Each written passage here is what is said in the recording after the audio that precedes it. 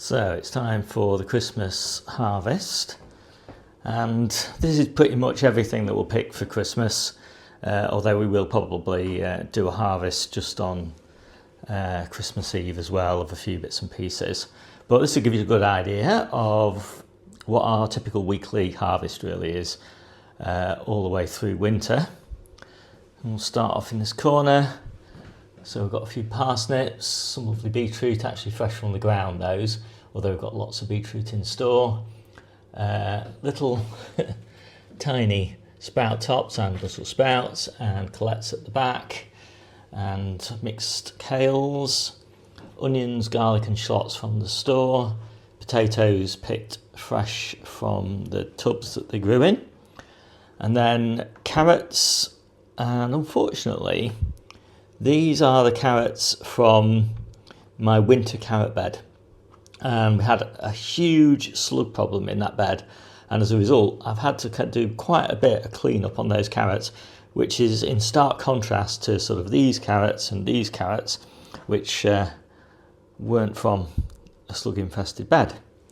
I've got some purple sprouting broccoli, some more kale, and radicchio for the salad mixes, Jerusalem artichokes, and then fruit, which we're just about to process actually into apple sauce. There's a pear as well.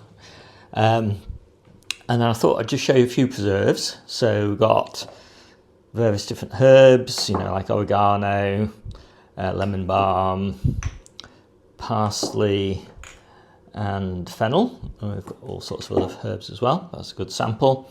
And then all sorts of different jams, raspberry, what's that one? Raspberry and orange, gooseberry and orange, sorry. Grape syrup, that's really lovely. Carrot jam, plum jam,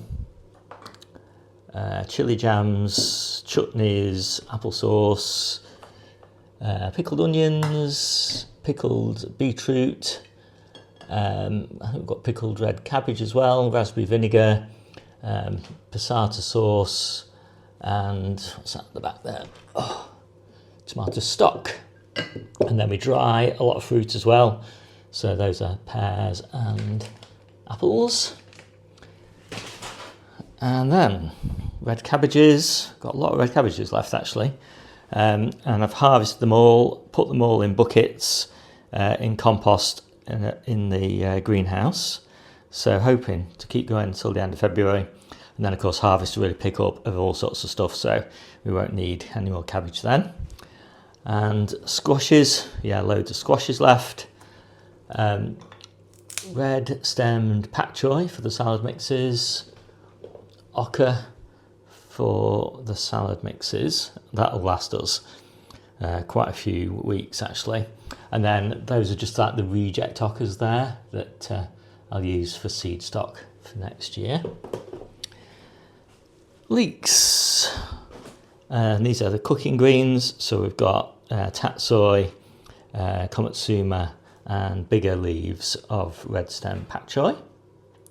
And then a couple of boxes of spinach. And then all the rest is going to be made up into the salads. So we've got the lettuce bases, and you notice actually finally got some red lettuce that actually is pretty good in winter. Surat and Balark are the two varieties I've got for those. And Claytonia, first pick from the polysol. Salad onions looking really nice, and some smaller leaves of tatsoi and komatsuma. So I'm just going to make those salads up now, and you'll be able to see those when they're finished. And so that is pretty much it. So I'm pretty happy with that as a Christmas harvest. As I say, I've just got a few sprouts and colettes and things like that to pick the day before Christmas, and then we're all done. So happy Christmas to everybody. My name's Steve. This is the Seaside Kitchen Garden and Allotment channel, and I'll see you next year.